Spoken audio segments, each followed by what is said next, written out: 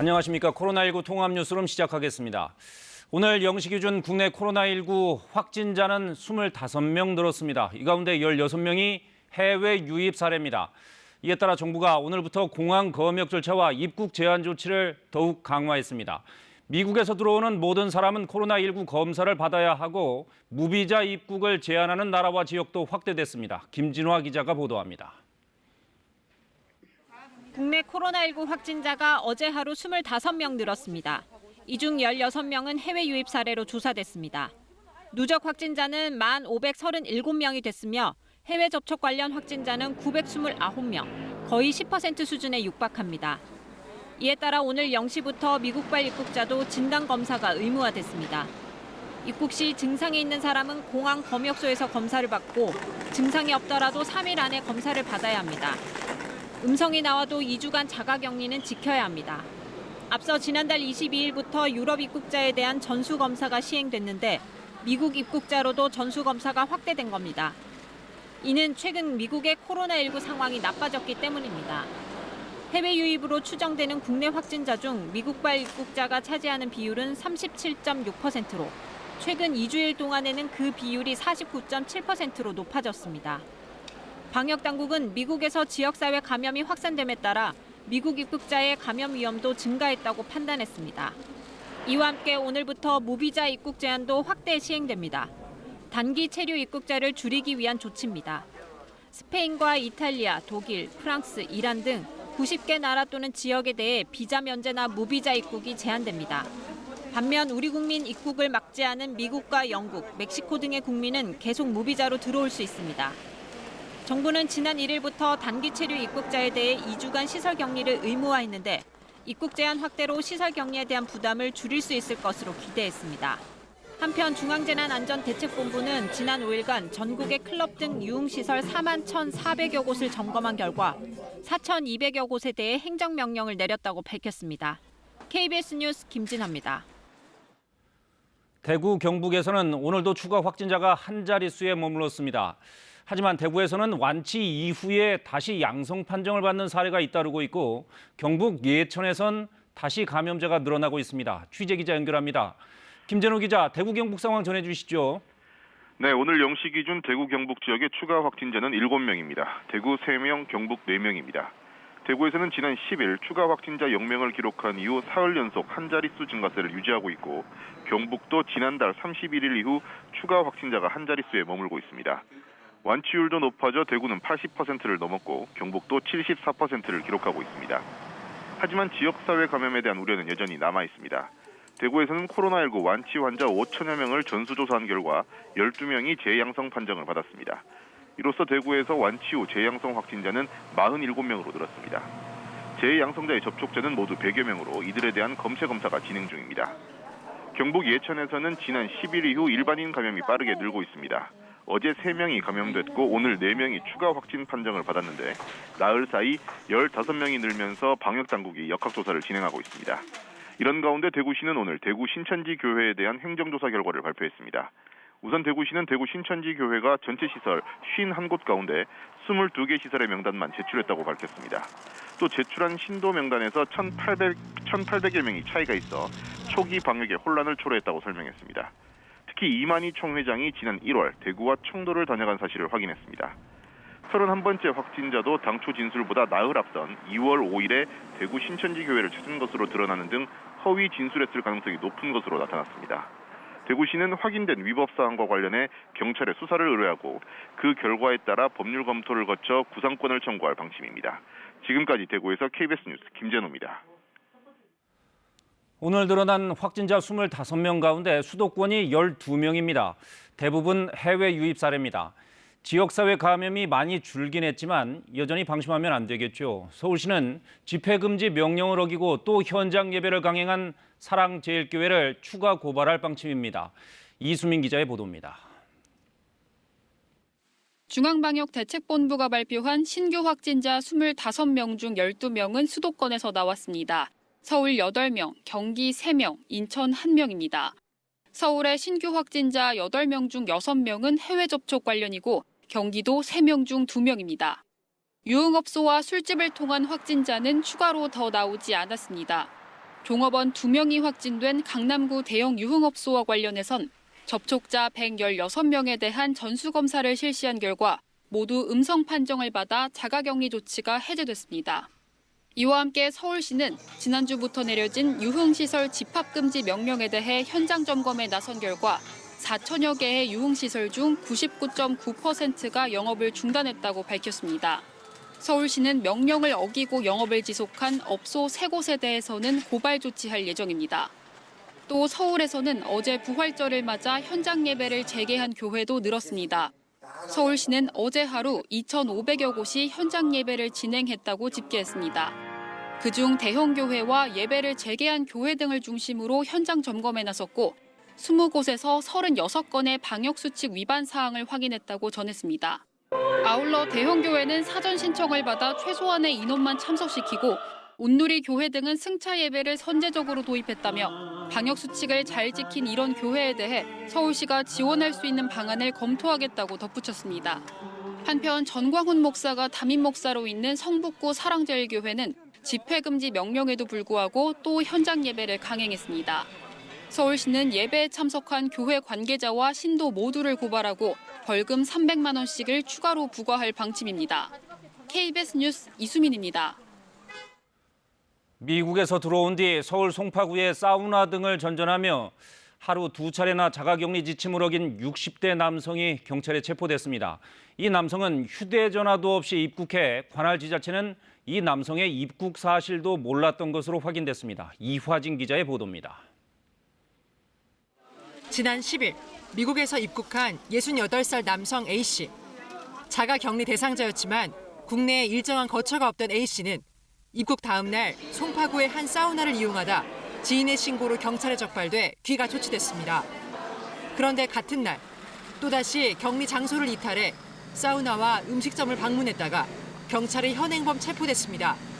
입국 다음 날이었는데도 관할 지자체는 A씨의 입국 사실조차도 모르고 있었습니다. 우리가 이제 거꾸로 조사니까 질본에서 늦게 이제 통보가 왔는데 전날 입국했거든요, 10일 날. 근데 거기에 이제 시차가 있었고 앱을 깔면 우리한테 통보가 가지고 관리가 되는데 관리가 안 된 거죠. 휴대전화가 없는 상태로 입국이 이루어지면서 감시의 사각지대에 놓였던 겁니다. A씨처럼 휴대전화가 없거나 자가격리 앱을 활용할 수 없는 해외 입국자는 하루 평균 350명가량으로 입국자의 10%가 넘는다고 법무부는 밝혔습니다. 일부 지자체의 경우 휴대전화가 없는 자가격리자에게 휴대전화를 대여하고 있지만 입국 자체를 막을 방법은 없습니다. 휴대전화에 의존하는 것이 아니라 직접 전화를 강화를 한다든지 불시에 현장 점검 강화하는 그런 방식을 통해서 확인을 계속하는. A씨는 코로나19 음성 판정을 받았지만 격리시설로 입소 조치됐습니다. 경찰은 감염병 예방법 위반에 대한 강화된 처벌 기준에 따라 A씨에 대해 구속영장 신청을 검토하고 있습니다. KBS 뉴스 이화진입니다. 네, 코로나19 사태로 경제가 어려운 상황인데요. 그렇다고 기업들이 가만히 있을 수만은 없겠죠. 유통업계도 부진을 면치 못하고 있지만 집에 머무는 사람들의 수요를 노린 마케팅 경쟁은 갈수록 치열해지고 있습니다. 조혜진 기자입니다. 두 아이를 키우면서도 요즘 집 밖엔 거의 나가지 않는 30대 주부 정다운 씨. 사회적 거리 두기로 외식비, 교육비는 줄었지만 대신 다른 소비가 늘었습니다. 건조기와 김치 냉장고를 새로 장만한 겁니다. 집에 있다 보니까는 집안이 좀 지저분해 보이는 것 같아서 인테리어나 가구 그리고 가전제품에 더 눈여겨보게 되는 것 같아요. 주말에도 대부분 집밥을 먹다 보니 한 홈쇼핑 업체에선 지난달 주방용품 매출이 25% 늘었습니다. 한 백화점도 재택근무와 온라인 수업 확산으로 노트북 판매가 늘고 대형 TV 등도 30% 이상 많이 팔렸습니다.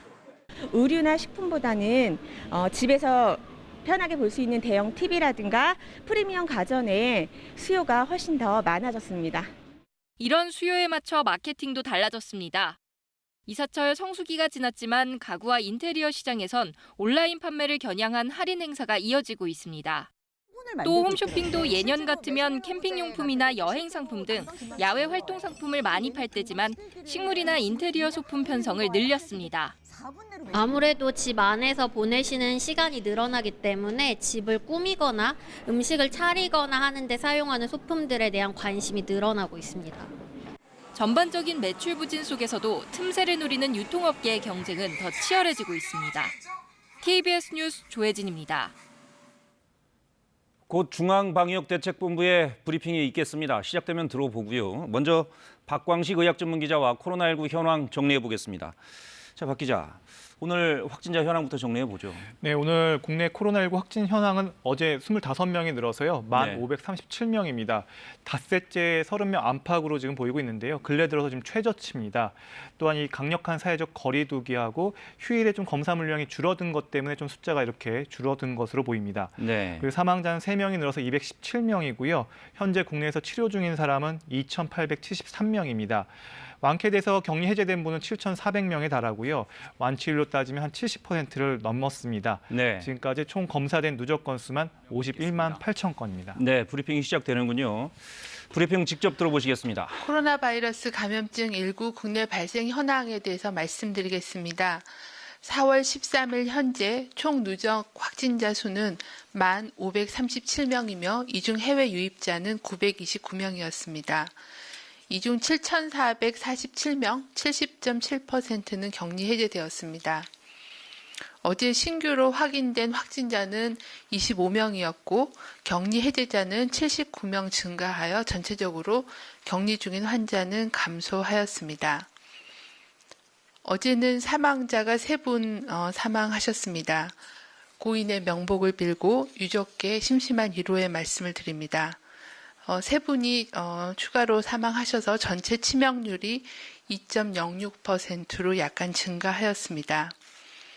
어제 신규로 확인된 확진자 25명은 이 중에 16명은 잠정적으로 해외에서 유입된 사례로 판단하고 있고 9명은 지역사회에서 발생한 사례로 역학조사가 진행 중에 있습니다.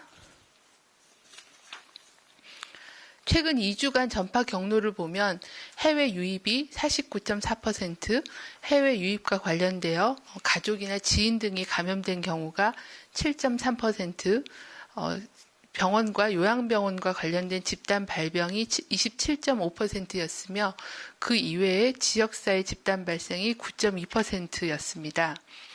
어제 신규로 확진된 그 해외 유입 환자는 16명이었고 유입 국가는 미주가 12명, 유럽이 3명, 기타 지역이 1명이었고 인도네시아였습니다. 어제 보고된 지역사회의 발생 사례에 대해서 간략하게 말씀드리겠습니다. 대구의 제2미주병원에서는 동일 집단 격리 중인 환자 및 직원에 대한 전수검사 결과 1명이 추가로 확진되어 현재까지 총 191명의 확진자가 확인되었습니다. 경기도 의정부시의 의정부 성모병원과 관련하여서는 격리 중이었던 접촉자 3명이 추가로 확진이 되어 현재까지 총 62명의 확진자가 확인되었습니다. 경북 예천군에서는 지역사회 유행 사례가 발생하여 접촉자 조사 과정 중에 있고 3명이 추가로 확진되어 현재까지 총 14명의 확진자가 확인된 상황입니다.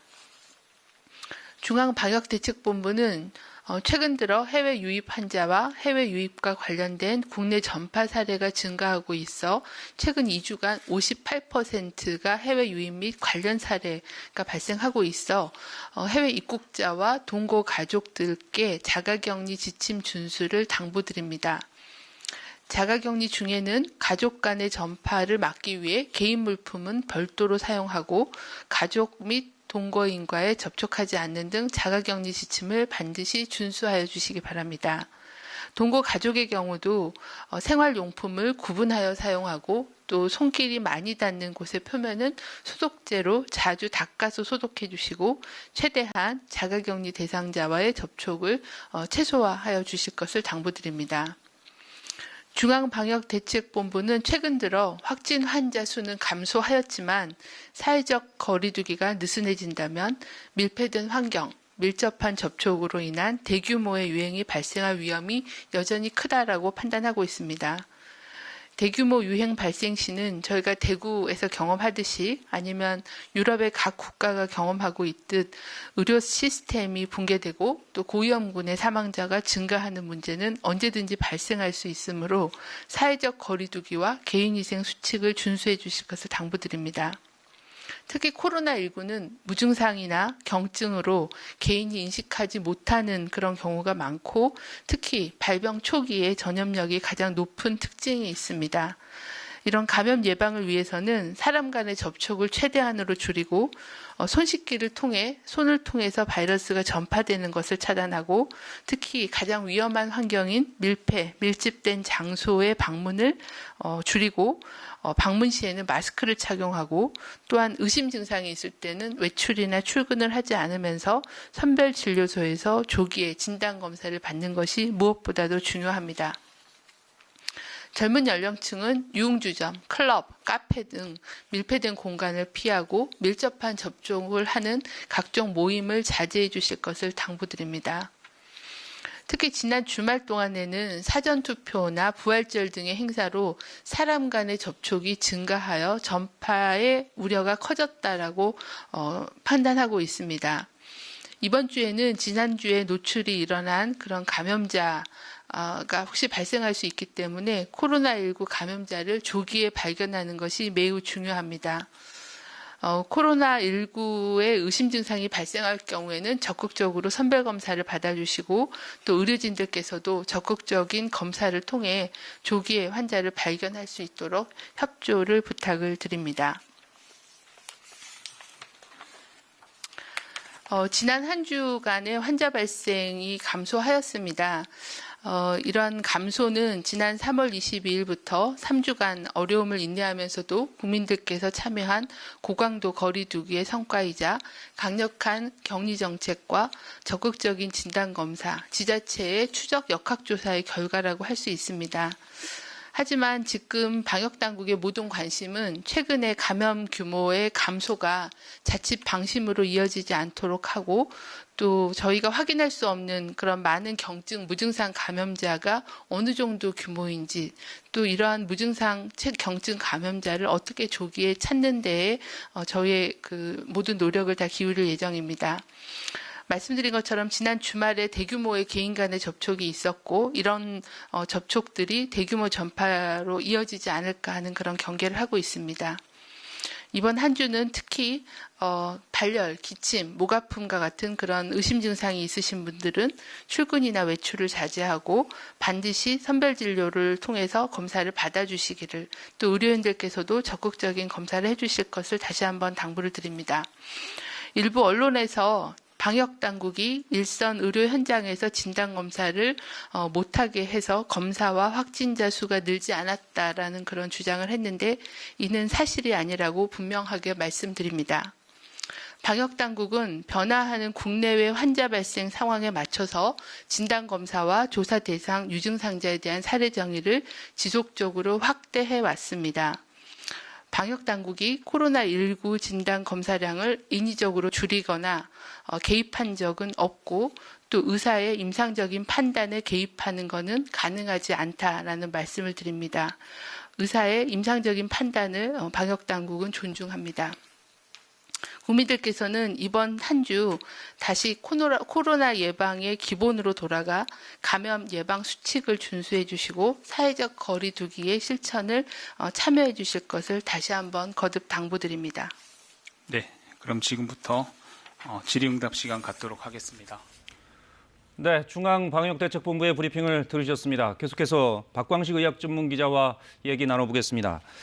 박 기자, 정은경 본부장 오늘 브리핑 내용은 거의 지금 느슨해지면 안 된다, 방심하면 안 된다의 방점이 찍혀 있는 것 같아요. 네, 맞습니다. 이거 지난 주말에 일단 사전 투표랑 또 부활절 등 여러 가지 행사들로 사람 간 이동이 많아졌기 때문에 네. 이런 점들이 이번 주 앞으로 다가올 한 일주일 동안 대규모 감염으로 이어질까 걱정을 한다고 분명히 밝혔습니다. 예. 그렇기 때문에 이번 주에 발열이나 기침 그리고 재채기 같은 여러 가지 호흡기 증상이 있는 분들은 외출이나 출근을 갖다 꼭 삼가해야 되고 그리고 나서 만약 그 증상들이 계속 지속될 경우에는 꼭 선별진료소에서 검사를 받아볼 것을 꼭 권고했습니다. 네.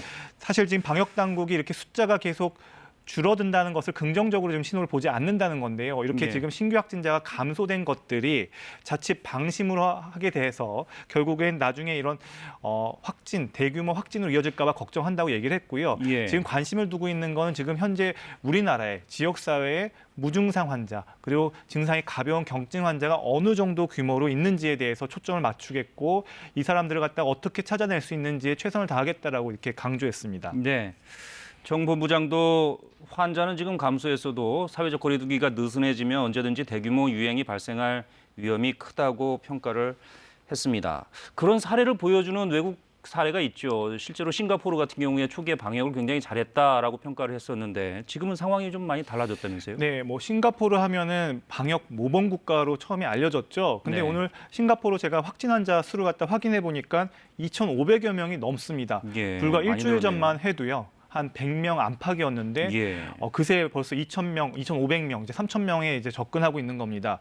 하루에 환자가 한 200명에서 300명씩 이렇게 발생하고 있는 건데요. 싱가포르 인구가 그렇게 많지가 않습니다. 인구 한 580만 명 되니까요. 예. 인구 100만 명당 숫자로 따져보면 한 300명 이상 발생하는 겁니다. 우리나라는 인구 100만 명당으로 보면 한 200명 정도 선이거든요. 그러니까 우리나라보다 단위 인구당 훨씬 더 많은 숫자가 지금 발생하고 있는 건데요. 예. 사실 이렇게 싱가포르가 확진자가 는 것에 대해서 많은 전문가들이 섣부른 개학이 이렇게 실패를 불렀다라고 지적을 합니다. 예. 무슨 얘기냐면 3월 23일이죠. 지난달 23일에 그 방역 당국이 싱가포르 방역 당국이 학교가 어린이에게 가장 안전한 장소라고 언급을 하면서 전국에 있는 유치원과 그리고 초중고 개학을 강행했습니다. 그런데 특히 이 강행을 했을 당시에 마스크 착용에 대한 권고도 없었고요. 예. 다만 이렇게 책상을 갖다 이렇게 좀 띄워놓고 떨어뜨려 놓고 이제 수업을 갖다가 진행을 했던 거였는데요. 불과 2주일 만에 개학 결정을 철회했고요. 유치원에서 집단 감염이 발생했기 때문인데요. 또 게다가 지금 뭐 이주 노동자들 또 기숙사에서 집단 감염이 좀 속출하고 있는 상황입니다. 결국 이 싱가포르 사례만 보면요. 결코 이 끝날 때까지 정말 끝난 게 아니기 때문에 방심을 해서는 곤란하다 이렇게 볼 수가 있습니다. 네, 그렇군요. 특히 지금 신규 확진자들이 줄어든 거는 잠복기 2주를 감안하면 2주 전에 우리가 강력한 사회적 거리두기를 시행한 것이 지금 효과로 나타나고 있는 것이고 지금 사회적 거리두기가 느슨해지면 2주 뒤에는 또 확진자들이 확 늘어날 수 있다는 그런 뜻이기도 하지 않습니까? 네, 맞습니다. 결국은 지금의 숫자는 시간차를 두고 과거의 우리의 행동에 대한 결과를 보여주는 겁니다. 네. 결국 지난 주말에 우리가 행동했던 것들은 앞으로 일주일에서 한 2주 사이에 앞으로 나올 예정이어서 사실 이 선거 이후에 그리고 또 여러 가지 또 일주일 뒤에 이 주말에 또 확진자 숫자가 어떻게 변하게 될지는 지금 당국도 긴장을 하면서 지금 주시를 하고 있는 상황입니다. 그러게 말입니다. 그래서 지난 주말에 사전 투표가 있었고 또 날씨도 따뜻해지고 또 이틀 뒤에 모레는 총선이 또 예정돼 있습니다. 대규모로 사람 간 접촉이 일어날 가능성이 있기 때문에 이게 일주일 후, 2주일 후에 어떤 결과가 나올지를 좀 잘 봐야 될 것 같습니다. 자, 그래서 지금 투표가 총선이 내일 모레 진행되지 않습니까? 그거는 박 기자 보시기엔 어때요? 이게 괜찮을까요? 네, 지금 투표하는 그 과정에서 이 바이러스가 전파되지 않도록 지금 방역 당국이 지금 철저하게 대비를 하고 있다고 말을 하고 있습니다. 실제로 무증상자, 자가격리자 중에서도 무증상자만 투표를 할 수가 있고요. 네. 좀 내용들을 살펴보면 정부가 이제 오늘하고 내일 정오에 각각 자가격리자 즉 한 5만여 명 되는데요. 그 5만 명에게 문자로 투표 의사를 갖다 묻게 됩니다. 그러면 투표 의사가 있다면 이제 문자를 받은 날, 그러니까 오늘 오후 6시까지 답을 해야 15일 총선에서 한 표를 행사할 수가 있고요. 예. 내일 정오 이후에 자가격리자로 또 분류된 분이 있을 건데요. 그럼 그런 분들은 이제 관할 시군구에서 전화로 이제 투표권과 투표 의사가 있는지를 확인하게 됩니다. 투표 의사가 있더라도 15일 총선이래요. 발열과 기침 등 의심 증상이 있다면 투표장에 나올 수가 없고요. 예. 증상이 없는 자가격리자라도 투표소 내 동선은 일반인과 겹치지 않게 분리가 됩니다. 자가격리자가 거주지와 투표소 사이만 오갈 수 있도록 총선일 매출 시간은 지금 현재 오후 5시 20분부터 7시까지 1시간 40분으로 제한될 예정입니다. 자가격리자는 이 투표장에서 거리를 둬야 되는데요. 이 2m 거리두기를 지켜야 하고요. 예. 일반 유권자는 1m 이상인데 반해서 훨씬 더 조금 더 멀게 설정을 했습니다. 또 정부는 이 자가격리자가 이 투표를 한 뒤에요. 기표소는 바로 소독을 하고 다음 유권자가 들어갈 수 있게 할 예정이라고 밝혔고요. 그리고 일단 자가격리자 일반 유권자의 투표가 끝나야 투표를 시작할 수가 있는데 아마 이 시간이 오후 6시가 넘어야 임시 기표소로 들어갈 수 있을 것으로 예상이 됩니다. 네. 이렇게 되면 자가격리자가 오후 6시 방송사 출구조사 결과를 보고 투표를 할 수 있는 상황이 발생할 수 있어서요. 이런 문제점이 지금 지적되고 있어서 관련 부처가 지금 논의해서 대책을 마련하겠다고 밝혔습니다. 네.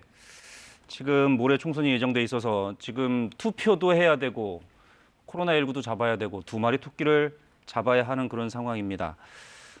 그 결과는 1, 2주 뒤에 어떻게 나오는지 한번 지켜보죠. 지금 강력한 사회적 거리 두기를 19일까지 정부가 하고 있습니다. 근데 이걸 언제까지 이렇게 할 수는 없는 노릇 아니냐 이런 얘기도 있단 말이죠. 네, 오늘 정세균 총리가 이 부분에 대해서 얘기를 했죠. 이번 주 후반에 이 강력한 사회적 거리 두기에 대한 성과를 평가하고 이 생활 방역 체계로 언제쯤 전환하는 게 좋을지 논의를 해보겠다라고 밝혔습니다. 예. 그러면서 코로나19 장기전에 대비하겠다고 밝혔는데요. 그런데 의미심장한 말들을 몇 가지 했습니다. 이전 삶으로 우리가 복귀하는 것을 의미하진 않는다. 이 생활 방역 체계로 가는 게. 네. 그러니까 예전 같은 일상으로 상당 기간 어쩌면 영원히 돌아갈 수 없을지도 모른다. 이렇게까지 얘기를 했고요. 예. 그래서 섣부른 거리 두기를 완화하는 거는 되돌릴 수 없는 대가를 치를 수 있다고까지도 언급을 했습니다. 예. 그래서 이 정 총리는 교육, 산업, 노동, 문화, 종교 등 이 각계 의견을 수렴해서 지속 가능한 생활 방역 지침을 만들겠다고 강조를 했습니다. 네. 마지막으로 한 가지만 더 여쭤볼게요. 생활 방역 체계로 갈 수밖에 없을 텐데, 근데 많은 사람들이 여쭤봅니다. 생활 방역 체계라는 게 과연 뭘 어떻게 하겠다는 거냐? 뭐 사회적 거리두기가 좀 약화된 형태로 하겠다는 거냐? 어떻게 하겠다는 거냐? 이렇게 물어본단 말이죠. 일단 경제 활동이 가능하면서 그러면서 바이러스로부터 침투가 저한테 들어오지 않도록 이 막는 수칙들을 갖다가 구체적인 상황별로 설정하겠다는 겁니다. 네. 뭐 야구장에서 관객들은 어떻게 좌석을 앉아야 되는지, 지하철이나 이런 대중교통에서는 어떻게 마스크를 착용해야 되는지, 어느 정도 간격으로 유지를 해야 되는지에 대해서 구체적인 안을 만들어야 된다는 건데요. 지금 보건복지부가 국민 여러분에게 여러 가지 생활 방역 지침에 대한 의견들을 묻고 있습니다. 거기에서 언급한 5대 원칙을 갖다가 좀 선공개한 게 있는데요. 예. 사실 그렇게 어려운 내용들은 아닙니다. 일단 첫 번째가 아프면 3, 4일 정도 집에서 있기, 머문다는 네. 겁니다. 그리고 두 번째는 사람과 사람 사이에 2팔 간격으로 이 건강 거리를 둔다는 겁니다. 뭐 음식점에서 줄을 설 때도 마찬가지고요. 그리고 30초 손 씻기, 그리고 기침은 옷 소매야 하기. 그리고 네 번째로 언급한 게 매일 2번 이상 실내를 환기하고 주기적으로 소독하는 것들을 언급했습니다. 그리고 다섯 번째는 이렇게 사회적 거리 두기로 사람 간 간격은 멀어져도 마음은 가까이 할 것을 갖다 얘기를 했는데요. 사실 이렇게 큰 5가지 주제지만 보완해야 될 점들이 분명히 있습니다. 왜냐하면 아직 무증상 감염들에 대한 전파 가능성이 있기 때문에 좀 마스크 방역에 대한 것들이 좀 더 보완이 될 필요가 있다라고 많은 전문가들은 지적하고 있습니다. 예, 저런 방역의 태도를 생활 습관으로 이제 우리가 가져갈 필요가 있다 이런 얘기겠죠. 알겠습니다. 잘 들었습니다. 현재 서울은 18.3도까지 올랐습니다. 따뜻한 봄볕이 내리쬐면서 오늘은 어제보다 포근하겠는데요. 서울의 낮 최고 기온이 20도, 부산이 17도로 어제보다 4, 5도가량 높겠습니다. 선거일인 모레는 전국이 맑은 가운데 한낮에 20도 안팎까지 오르겠습니다. 지금도 전국에 구름이 다소 끼어 있는 모습입니다. 오후에는 구름이 걷히고 점차 맑아지겠습니다. 영남 해안 지역에 강풍주의보가 내려진 상태입니다. 서울, 경기와 충청, 영서 지역에 건조주의보가 계속되고 있어 산불 주의하셔야겠습니다. 낮 기온은 서울이 20도, 광주가 16도, 대구가 18도로 어제보다 높겠습니다. 바다의 물결은 동해상에서 최고 8m까지 매우 거세게 일겠습니다. 기상정보였습니다. 네, 코로나19 통합 뉴스로 마치겠습니다. 시청해주신 여러분 고맙습니다.